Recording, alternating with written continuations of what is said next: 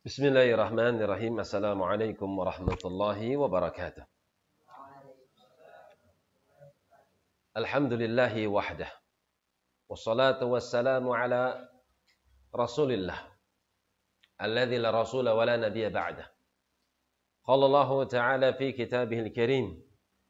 Ya ayyuhalladzina amanu taqullaha haqqa tuqatihi wa la tamutunna illa wa antum muslimun. Faqala subhanahu. يا أيها الناس اتقوا ربكم الذي خلقكم من نفس واحدة وخلق منها زوجها وبث منهما رجالا كثيرا والنساء واتقوا الله الذي تساءلون به والأرحام إن الله كان عليكم رقيبا فقال عز وجل يا أيها الذين آمنوا اتقوا الله وقولوا قولا سديدا يصلح لكم أعمالكم ويغفر لكم ذنوبكم ومن يطع الله ورسوله فقد فاز فوزا عظيما أما بعد kaum muslimin rahimani wa rahimakumullah, kita panjatkan puji syukur hanya milik Allah subhanahu wa ta'ala yang telah memberikan nikmat yang zahir dan juga nikmat yang batin. Kalau seorang bisa mensyukuri nikmat yang zahir itu biasa. Nikmat makan, nikmat pakaian, nikmat kesehatan, nikmat waktu luang, bertemu dengan orang-orang yang dia cintai, bisa mendapatkan apa yang dia inginkan daripada dunia, kemudian dia bersyukur karenanya, itu wajar. Banyak yang bisa melakukan hal yang seperti itu. Akan tapi ketika dia sadar bahwasanya nikmat yang besar adalah nikmat batin, di mana dia mendapatkan nikmat Islam, nikmat iman, nikmat amal yang salih, bisa merasakan kelezatan di dalam melakukan ketaatan kepada Allah, kemudian dia bersyukur karenanya. Ini merupakan karunia yang tidak semua orang bisa menyadari kalau itu adalah nikmat yang besar. Yang tidak semua orang bisa menyadari bahwasanya itu adalah karunia yang tidak diberikan kepada sembarang orang. Allahu yajtabi ilaihi man yasha. Allah memilih dari kalangan hamba-hamba yang dia inginkan. Wa yahdi ilaihi man yunib. Dan Allah memberikan hidayah kepada mereka orang-orang yang suka kembali. Orang yang mendapatkan hidayah adalah orang yang dikategorikan sebagai orang yang kembali kepada Allah. Orang yang hatinya kembali kepada Allah subhanahu wa ta'ala. Sementara orang yang kembali kepada Allah, mereka adalah orang-orang yang tergolong sebagai orang-orang yang berbahagia. Wa uzlifatil jannatu lil muttaqina ghaira ba'id. Hadza ma tu'adun. Surga itu nanti kami akan dekatkan lil muttaqin, bagi mereka orang-orang yang bertakwa. Ghaira ba'id, dan enggak jauh, dekat kata Allah. Setelah didekatkan surga, Allah katakan hadza ma tu'adun. Inilah yang kalian dijanjikan dengannya. Hadza ma tu'adun. Ini yang kalian dijanjikan oleh Allah, yaitu surga. Hadza ma tu'aduna likulli awwabin munib. Buat siapa? Buat mereka orang-orang yang suka tobat dan kembali kepada Allah subhanahu wa ta'ala. Siapakah mereka? Man khashiyar rahmana bil ghaibi wa jaa'a biqalbin munib. Mereka itu adalah orang-orang yang takut kepada Tuhannya dan hati mereka itu munib, kembali kepada Allah subhanahu wa ta'ala. Dan mereka akan mendapatkan surga. Siapakah orang tersebut? Orang yang terpilih. Siapa orang yang terpilih? Orang yang mendapatkan hidayah. Siapa mereka? Orang yang mau kembali kepada Allah subhanahu wa ta'ala.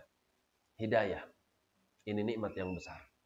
Karena itu seorang apabila dia bisa bersyukur, dia telah mendapatkan hidayah, dia mendapatkan karunia berupa taufik ke dalam Islam, mendapatkan keimanan, bisa beramal dengan amalan yang saleh. Ini merupakan syukur yang tidak semua orang mensyukurinya. Karena dengan sebab hidayah inilah seorang hamba bisa masuk ke dalam syurga. Allah mengatakan dalam surat Al-A'raf, وَقَالُوا الْحَمْدُ لِلَّهِ الَّذِي هَدَانَا لِهَذَا وَمَا كُنَّا لِنَهْتَدِيَ لَوْلَا أَنْ هَدَانَا اللَّهُ. Segala puji milik Allah yang telah memberikan hidayah kepada kami. Ini ucapan penduduk surga ketika mereka masuk ke dalam surga. Ucapan yang pertama kali apa? Yang mereka ucapkan? Antum dapat nikmat, ucapannya apa? Astagfirullah, dapat nikmat kayak gitu. Hah? Apa ucapannya?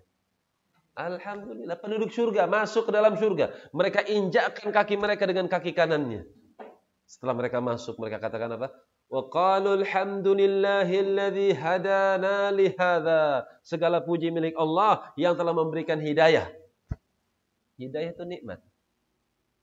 Hidayah itu adalah sesuatu yang akan menunjukkan antum kepada jalan yang diharapkan oleh setiap insan, surga. Karena itu perbanyak minta kepada Allah tambahan hidayah. Nabi SAW pun berdoa ya. Di antara doanya apa? Allahumma inni as'aluka huda wat tuqa wal afaf wal ghina. Allahumma inni as'aluka al-huda. Ya Allah, aku minta hidayah. Padahal Nabi SAW dikatakan oleh Allah, wa innaka latahdi ila siratim mustaqim. Sungguh engkau itu betul-betul menunjuki manusia kepada sirat, jalan yang lurus. Tapi bersamaan dengan itu, beliau meminta kepada Allah apa? Tambahan hidayah. Wattuqa, dan ketakwaan. Wal afaf, dan kemuliaan jiwa. Wal ghina, dan juga kecukupan. Ikhwani fi din azakumullahu jami'an. Di antara sebab kalau antum berdoa kepada Allah, antum nggak pernah menyangka. Mungkin antum mengharapkan nggak terlalu banyak ya. Cuma asal minta kepada Allah, tapi dengan ada kesungguhan di dalam hati. Ya Allah, saya minta hidayah. Dia sungguh-sungguh meminta. Tapi dia nggak pernah ngebayangkan apa yang Allah akan berikan padanya. Tapi kalau antum ikhlas, antum akan mendapatkan sesuatu yang tidak bisa dibayangkan oleh hati antum. Nabi Musa pernah mengharapkan petunjuk. Tapi petunjuk yang diinginkan sama Allah, atau afwan ya, petunjuk yang diinginkan oleh Musa alaihissalam adalah petunjuk jalan menuju Mesir. Ini Musa alaihissalam cerita kesasar. Dari Iran pengen ke Mesir, kesasar. Beliau minta kepada Allah. Mintanya apa? Kalau kesasar jalannya, yang diharapkan apa? Ketemu jalannya, kan gitu.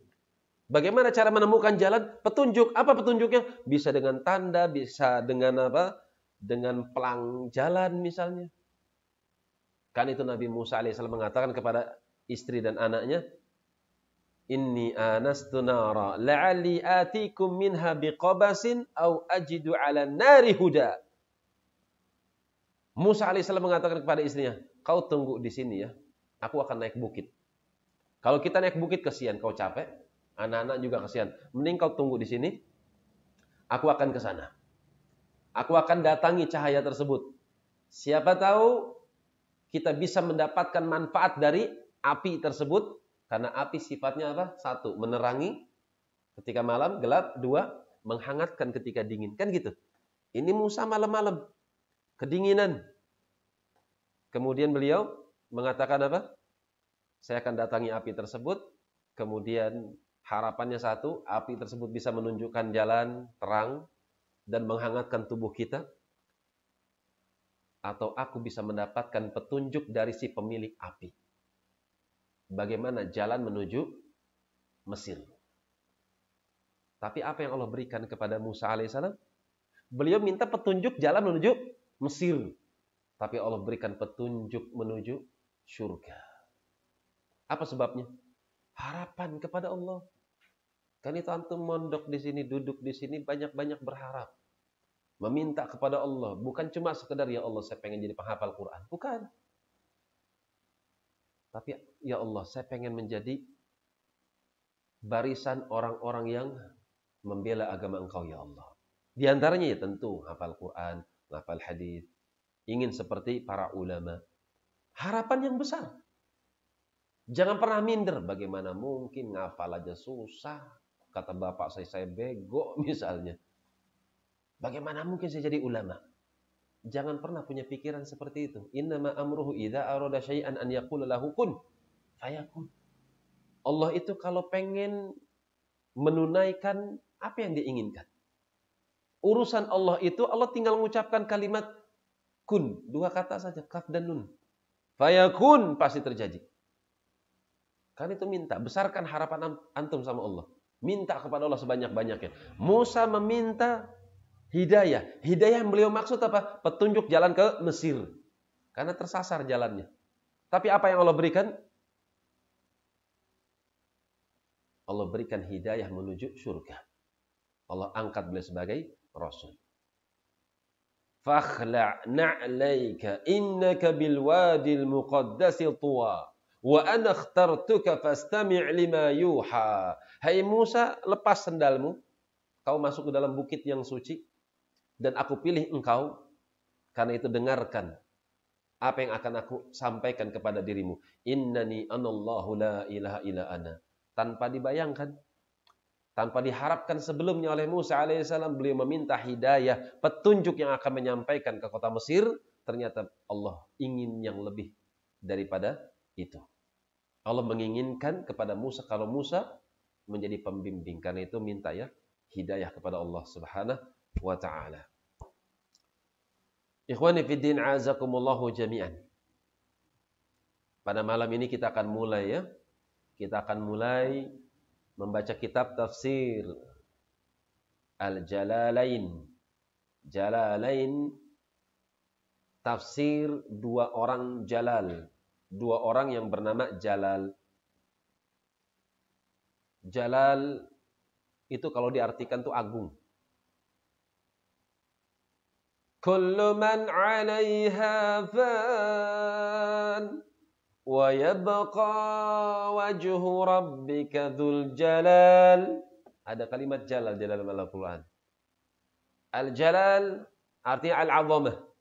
Kata Ibnu Utsaimin rahimahullahu taala, al-jalal itu memiliki arti. Artinya itu 'azamah, agung. Jalaluddin itu artinya keagungan agama.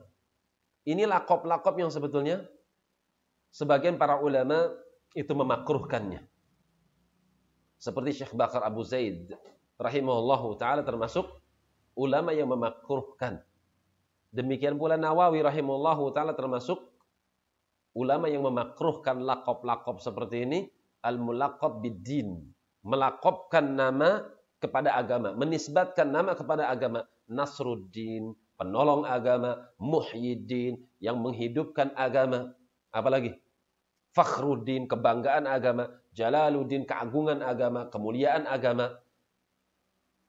Ini adalah sebagian para ulama menganggapnya muhdats. Suatu hal yang diada-adakan. Kenapa mereka demikian? Ini muncul bukan dari Arab, tapi muncul daripada non-Arab. Di mana mereka ingin mengagungkan orang saleh, tapi dengan cara yang tidak dibenarkan. Karena orang yang layak mendapatkan gelar Nasruddin itu siapa? Abu Bakar. Abu Bakar As-Siddiq. Umar ibn al-Khattab. Tapi mereka nggak pernah mendapatkan Nasruddin, Abu Bakar As-Siddiq. Nggak pernah. Atau Muhyiddin. Siapa Muhyiddin? Umar ibn al-Khattab. Tidak. Generasi terbaik dari kalangan salaf. Baik itu sahabat, baik itu tabi'in, baik itu tabi'ut tabi'in. Mereka nggak dikenal dengan din. Karena itu, apabila kita meninggalkan nama tersebut, itu lebih baik. Tapi kalau sudah terlanjur ke sohor, maka sebagian para ulama memandang nggak masalah. Seperti Jamaluddin, atau Jalaluddin, atau seperti Muhyiddin, atau Nasruddin. Yang demikian nggak masalah. Kalau sudah terlanjur masyhur. Yang seorang tidaklah dikenal kecuali dengan nama tersebut. Siapakah Jalalain yang dimaksud di sini? Yang pertama Jalaluddin Al-Mahalli. Jalaluddin Al-Mahalli. Siapakah beliau? Muhammad ibn Ahmad ibn Muhammad ibn Ibrahim. Namanya Muhammad. Orang Arab itu hemat kalau nama ya. Ringkas, simple. Mereka kalau punya anak misalnya langsung kasih nama Ahmad. Udah Ahmad aja satu namanya. Muncul anak lagi berikutnya, Muhammad. Udah satu namanya. Beda dengan Indonesia ya. Namanya siapa? Joko, Eko, Prasetyo, Masya Allah. Panjang namanya. 4 nama buat 1 orang. Kan gitu. Kalau orang Arab tuh simpel satu aja. Ibnu Hajar namanya siapa? Ahmad. Udah satu aja. Ibnu Taimiyah namanya siapa? Ahmad juga. Ibnu Katsir namanya siapa? Ismail. Ibnul Qayyim namanya siapa? Muhammad. Simpel nama-nama mereka. Bukhari namanya siapa? Muhammad juga. Imam Muslim namanya siapa? Siapa nama Imam Muslim? Siapa? Ya Muslim namanya. Namanya Muslim. Imam Muslim namanya Muslim. Muslim bin Al-Hajjaj. Satu aja, satu kosakata. Muhammad, Ahmad, Muslim. Tapi kalau kita Masya Allah ya. Kadang 3, kadang 5. Masya Allah. Supaya lebih mantap. Beliau ini bermadhab Syafi'i. Madhab itu madhahaba ilaihi. Disingkap jadi apa? Madhab. Yang dia berjalan dengannya. Yang dia beredar dengannya. Yang dia bernisbat kepadanya. Ini maksudnya dari segi fikih. Dari segi fikih. Madhab. Madhahaba ilaihi Bukhari misalnya. Yang Bukhari berjalan di atas pokok itu. Maksudnya ini loh standar yang digunakan oleh Bukhari. Ini loh standar yang digunakan oleh Syafi'i. Ini loh standar yang digunakan oleh Ahmad ibn Hanbal rahimahumullahu jami'an. Disingkat menjadi madhab. Madhahaba ilaihi. Madhab di sini maksudnya madhab dari segi fikih. Adapun akidah mereka sama. Akidah mereka satu, yaitu akidah Ahlus Sunnah wal Jamaah. Aqidatus salaf wa ashabul hadith. Aqidatus salafi wa ashabil hadith. Akidah mereka itu satu. Akidahnya salaf. Siapa yang dimaksud? Ashabul hadith. Para pembawa bendera hadith. Rawi-rawi hadith. Yang mentakhrij hadith. Orang-orang yang dikenal sebagai ahlul hadith. Akidah mereka satu. Kenapa akidah mereka satu? Karena Tuhan mereka satu. Karena Nabi mereka satu. Jika mereka memiliki Tuhan yang satu. Jika mereka memiliki Nabi yang satu. Otomatis akidahnya satu. Yang diyakini satu enggak berbilang. Kalau tata cara peribadatan baru berbilang. Ada yang bersedekap setelah sami'allahu liman hamidah. Ada juga sami'allahu liman hamidah irsal. Itu bergantung dengan pemahaman yang dipahami oleh mereka para ulama fikih. Adapun apa yang mereka yakini tentang Tuhan mereka, apa yang mereka yakini tentang sesembahan mereka, satu. Karena mereka mendapatkan ilmu dari seorang yang berakidah yang satu. La ilaha illallah Muhammad Rasulullah. Enggak mungkin akidahnya berbeda-beda. Dan beliau ini, saya nggak mau panjang lebar, beliau ini bermadhab Syafi'i. Jalaluddin Al-Mahalli. Kemudian yang kedua Jalaluddin As-Suyuti. Jalaluddin As-Suyuti namanya Abdurrahman ibn Abi Bakar. Namanya Abdurrahman ibn Abi Bakar. Kalau tadi Jalaluddin Al-Mahalli siapa namanya? Muhammad ibn Ahmad. Muhammad ibn Ahmad. Kalau Jalaluddin As-Suyuti namanya siapa? Abdurrahman ibn Abi Bakar. Beliau ini seorang imam, seorang ahli sejarah, penghafal Quran, seorang yang sangat memiliki adab, seorang yang memiliki ilmu daripada cabang-cabang ilmu kecuali satu ilmu. Waris.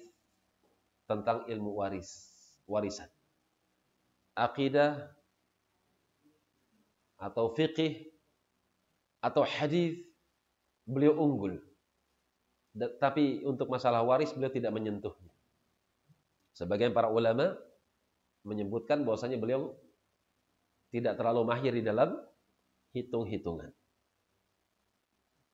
Dan beliau dalam hal ilmu tafsir termasuk seorang yang Masya Allah unggul dalam bidangnya. Dan beliau memiliki kitab yang sangat bagus yaitu Al-Itqan fi Ulumil Quran. Dan ini sebagai standar penuntut ilmu yang ingin masuk ke dalam ilmu Quran, maka dia harus satu. Belajar apa? Al-Muqaddimatu fi Tafsiril Quran milik Syekhul Islam Ibn Taimiyah. Kemudian siapa yang ingin masuk ke dalam cabang ilmu Quran, maka dia harus masuk ke dalam usul fi ilmi tafsir. Ini karya Imam Ibnu Utsaimin. Dan siapa yang ingin mendalami ilmu tafsir, maka dia harus melewati ilmu atau buku beliau, yaitu Al-Itqan fi Ulumil Quran. Kitab Al-Itqan di dalam cabang ilmu Al-Quran Al-Karim. Seorang yang mempelajari tafsir, harapannya adalah supaya dia kenal dengan Allah Subhanahu wa ta'ala. Allahul ladzi khalaqa sab'a samawati wa minal ardi mithlahun yatanazzalu al-amru bainahunna lita'lamu anna Allah ala kulli syai'in qadir. Allah yang menciptakan langit-langit yang 7 dan juga bumi yang semisal dengan langit 7 lapis juga. Kemudian yatanazzalul amr, dia turunkan perintah situ. Perintah di situ Al-Qur'an. Yang Allah turunkan apa? Al-Qur'an Al-Karim. Kenapa Allah turunkan Al-Qur'an Al-Karim? Lita'lamu, supaya kalian tahu. Tahu apa? Informasi apa yang harus kita ketahui? Annallaha ala kulli syai'in qadir. Ilmu tentang Allah bukan ilmu yang selain. Antum pengen beribadah dengan khusyuk, pengen sholat dengan kualitas yang sempurna. Tapi kalau nggak kenal Allah, jangan harap antum bisa khusyuk. Kalau antum tidak khusyuk di dalam sholatnya, berarti antum belum sampai kepada level mu'minuna haqqa. Qad aflahal mu'minun. Sungguh beruntung mereka orang-orang yang beriman. Siapa sih orang yang beriman?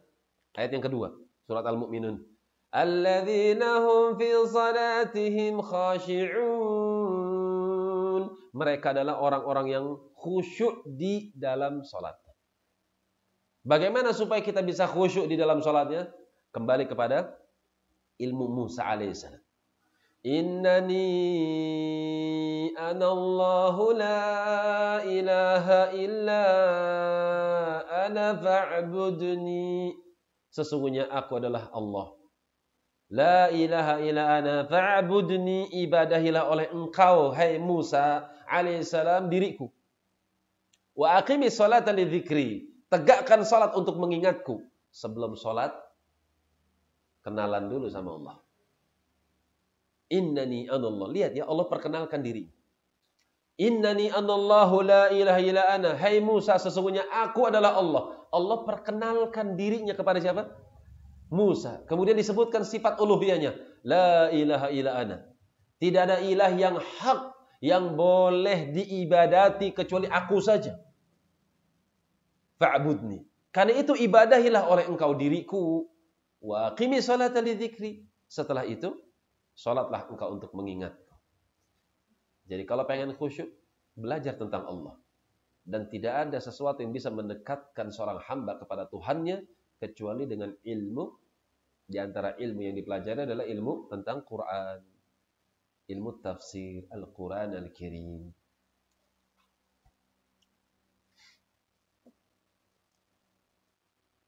Ikhwani fid din, a'azakumullahu jami'an.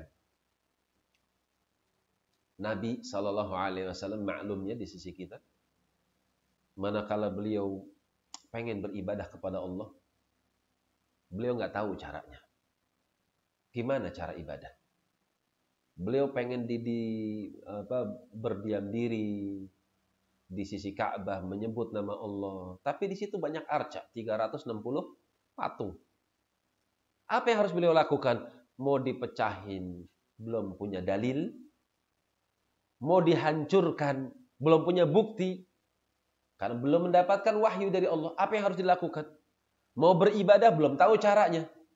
Karena itu Allah sebutkan sebagai bentuk mengingat akan nikmat. Wa wajadaka dhallan fahada. Bukankah aku dapati engkau dalam keadaan dhalla, dalam keadaan nggak tahu kitab, nggak tahu iman, nggak tahu bagaimana cara mendekatkan diri kepada aku dengan yang sebenar-benarnya. Dhalla, nggak tahu jalan. Fahada, kemudian Allah berikan hidayah. Bagaimana Allah memberikan hidayah kepada beliau? Allah turunkan Quran, petunjuk. Nabi SAW nggak tahu bagaimana cara beribadah. Beliau pengen dekat dengan Ka'bah karena beliau cinta dengan Ka'bah. Beliau tahu ini masjidnya Ibrahim alaihissalam dan juga Ismail alaihissalam. Beliau ingin menghamba kepada Allah Subhanahu wa taala. Cuman caranya seperti apa? Beliau ingin menolak berbagai macam arca, patung-patung yang diibadati selain Allah, tapi seperti apa cara membantahnya? Belum memiliki hujjah. Karena itu beliau ke Gua Hira. Beliau kemana? Ke Gua Hira. Apa yang beliau lakukan? At-tahannuts. Beribadah kepada Allah dengan cara tafakkur, memikirkan akan keagungan Allah. Afalam yanzuru ila as-samaa. Tidakkah kalian melihat? Yanzuru ila as-samai. Kalian melihat kepada langit. Fauqahum kaifa banainaha. Perhatikan di atas kepala mereka. Bi ghairi amadin tarawnaha. Yang langit itu enggak ada tiangnya satu pun. Nabi SAW bertafakkur, tahannus, tapi enggak tahu bagaimana cara ibadah kepada Allah dengan sedekat-dekatnya. Karena itu Allah turunkan wahyu pada hari Senin. Khilaf para ulama apakah Rabiul Awal atau Ramadan. Sebagian para ulama menguatkan kalau ini terjadi pada bulan Ramadan, Rabiul Awal atau bukan Rabiul Awal. Berdasarkan dalil inna anzalnahu fi Lailatul Qadar. Lailatul Qadar la yakunu atau la takunu illa fi Ramadan. Lailatul Qadar tidak akan pernah terjadi kecuali pada bulan Ramadan.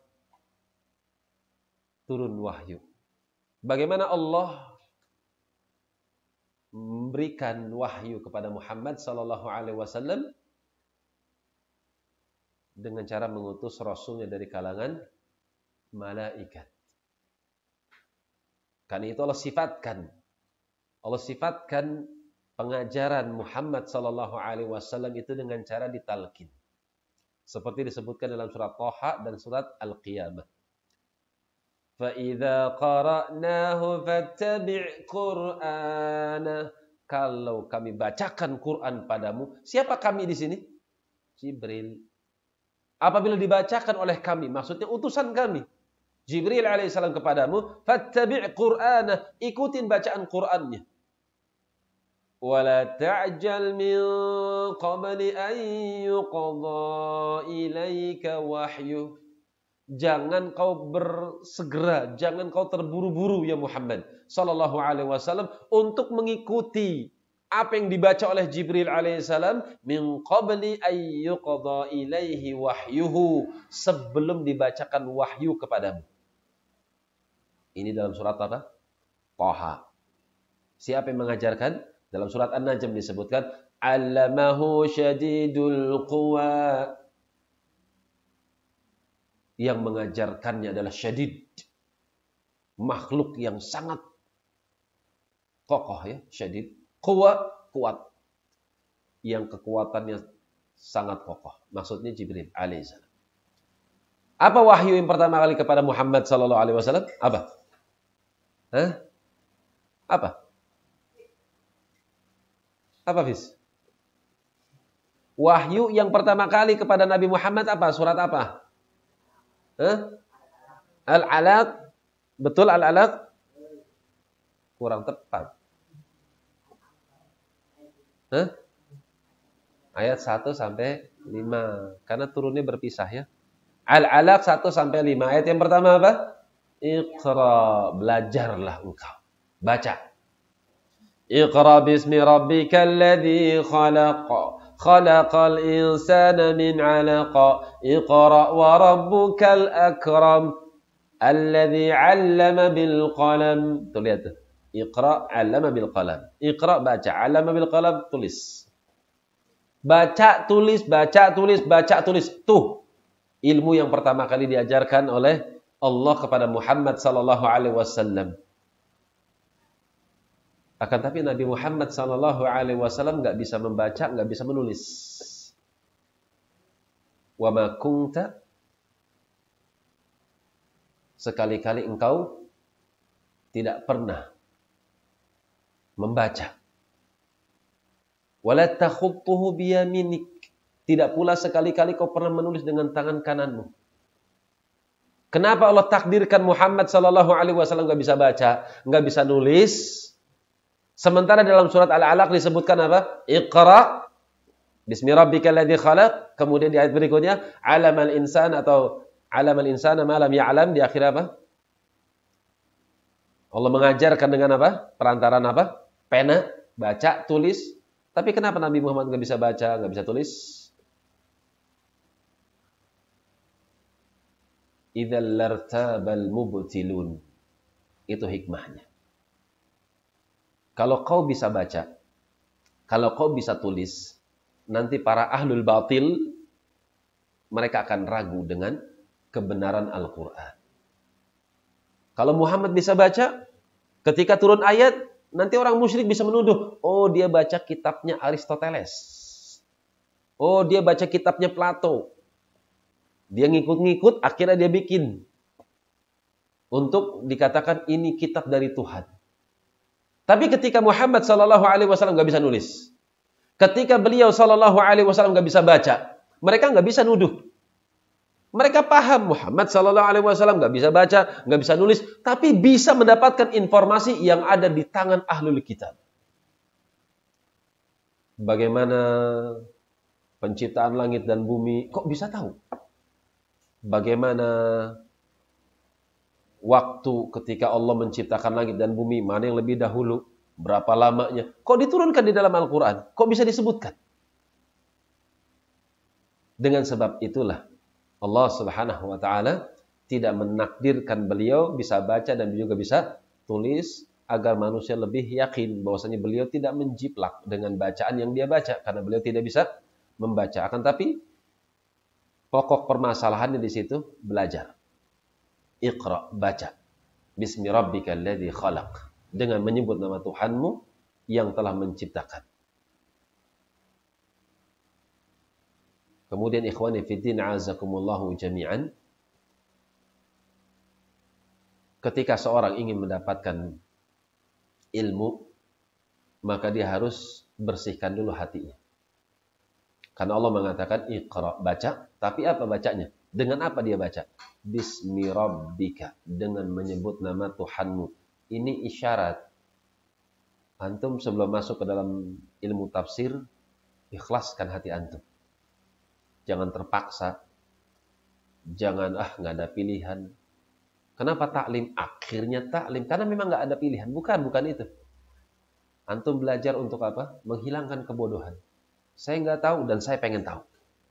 Dan saya pengen mengajarkan orang-orang supaya tahu. Nah, itu ikhlas namanya. Dia ingin menyebarkan ilmu agama.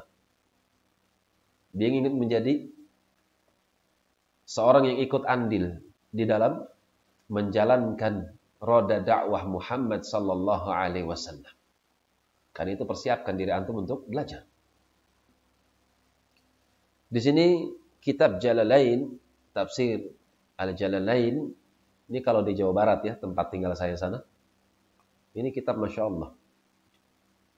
Kitab andalan orang-orang dari kalangan pondok-pondok pesantren di sana. Kalau sudah selesai Jalalain, dia merasa, kuat dia, merasa mantap, merasa hebat. Kenapa? Ini kitab luar biasa menurut mereka. Memang betul kitab yang luar biasa. Kitab tafsir tapi ringkas sekali. Ringkas sekali. Mungkin bisa dikatakan paling ringkas. Mengalahkan As-Sa'di. Tafsir As-Sa'di. Tafsir As-Sa'di itu cocok buat para penuntut ilmu. Ringkas tapi padat. Kalau ini ringkas tapi perlu diperhatikan kalimat-kalimatnya.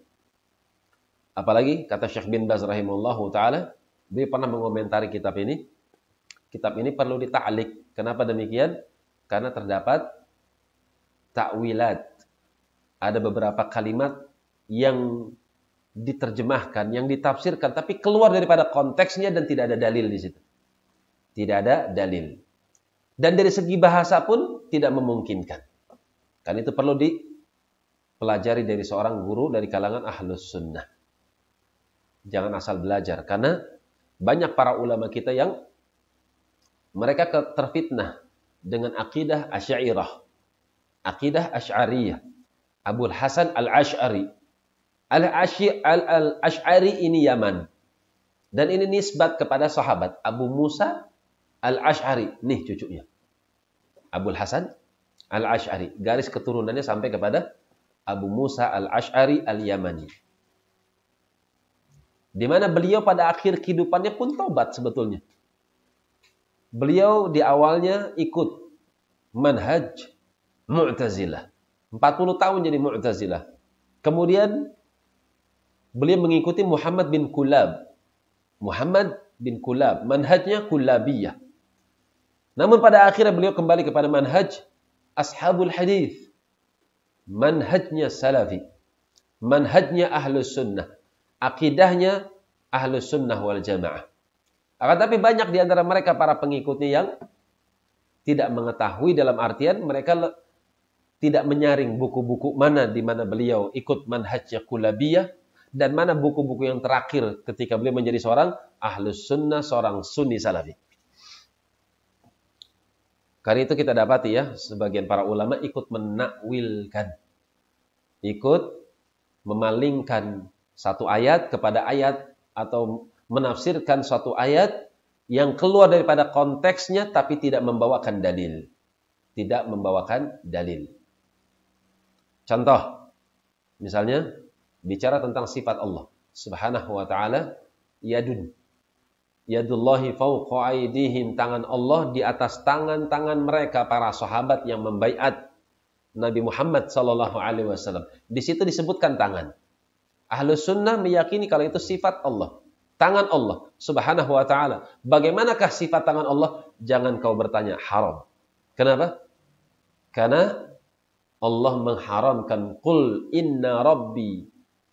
Qul innama harrama rabbi al-fawahisha ma zahara minha wa ma batan. Wal baghya wal ithmi wal baghya bighairil haqq. Wa an tusyriku billahi ma lam yunazil bihi sultanan wa an taqulu 'ala Allahi ma la ta'lamun. Allah mengatakan, katakan kepada mereka ya Muhammad sallallahu alaihi wasallam, Tuhanku telah mengharamkan. Di antara bentuk yang diharamkan zina, yang nampak maupun enggak nampak. Kemudian dosa, sarana-sarana yang akan menghantarkan kepada kemaksiatan dan bentuk-bentuk melampaui batas, juga kesyirikan. Kesyirikan yang Allah enggak pernah menunjukkan bukti atasnya. Wa antaqulu 'ala Allahi ma la ta'lamun, dan Allah pun mengharamkan jika engkau mengucapkan sesuatu atas nama Allah yang engkau tidak punya ilmu atasnya. Allah memberikan ilmu, yadullahi fawqa aydihim. Allah atau tangan Allah berada di atas tangan mereka manusia. Allah ngasih ilmu. Apa ilmunya? Yadullah. Allah punya tangan. Apakah Allah ngasih ilmu kepada kita? Seperti apa kaifiyah tangan Allah? Tidak. Karena itu, jangan masuk ke arena itu. Kalau antum masuk ke dalam arena itu, berarti antum berbicara atas nama Allah tanpa ilmu. Haram, tidak dibenarkan. Jelas sampai sini? Paham? Karena itu pentingnya belajar dengan seorang guru yang dikenal akidahnya, yang dikenal manhajnya. Ini akidahnya apa yang dia gunakan? Akidah yang dia pakai apa? Apakah akidah Asy'ariyah atau Salafi Ahlus Sunnah? Harus diperhatikan. Belum masuk tapi Masya Allah ya sudah ada bel. Ya mungkin insya Allah pada lain kesempatan kita lanjutkan langsung saja. Di sini disebutkan keutamaan Al-Fatihah. Ada dua hadis di sini dibawakan sama penulis dan dua-duanya hadis yang sahih. Kemudian Anda pengen melatih antum bagaimana cara menggali apa namanya? Ilmu, bakat antum di dalam memahami dalil. Saya katakan di dalam Al-Qur'an atau di dalam surat Al-Fatihah disebutkan ilmu tentang akidah di situ. Antum sudah pernah paham ya? Tauhid uluhiyah, rububiyah, asma wa sifat ya? Sudah paham ya? Di situ ada 3 dalil dalam apa namanya? Surat Al-Fatihah. Sebutkan ayat yang mana aja. Misalnya rububiyah berdasarkan ayat yang mana? Kemudian uluhiyah berdasarkan ayat yang mana? Asma wa sifat berdasarkan ayat yang mana? Ini PR. Sekali pertemuan PR. Silahkan. Mudah insya Allah. Al-Fatihah tinggal, kan 7 ayat kan? 7 ayat tinggal antum cari ayat yang mana. Oh, ini ayat ini berbicara tentang tauhid uluhiyah. Ayat ini berbicara tentang asma wa sifat. Ayat ini berbicara tentang apa? Rububiyah misalnya. Ini kesempatan. Antum punya guru. Antum punya ustadz. Ketika antum membawakan dalil, antum salah, ada yang meluruskan. Jangan sampai ketika antum lulus dari pondok, antum berbicara tentang sesuatu, ternyata antum nggak punya bukti, nggak punya dalil, nggak punya pembimbing. Kan itu syukuri. Di mana Allah takdirkan antum sebagai seorang penuntut ilmu, bisa belajar, memiliki ustadz. Di sini ada beberapa ustadz yang ngisi taklim di sini, masya Allah. Puji Allah Subhanahu wa taala. Baik. Subhanakallahumma wa bihamdik asyhadu an la ilaha illa anta astaghfiruka wa atubu ilaik. Tafadhalu barak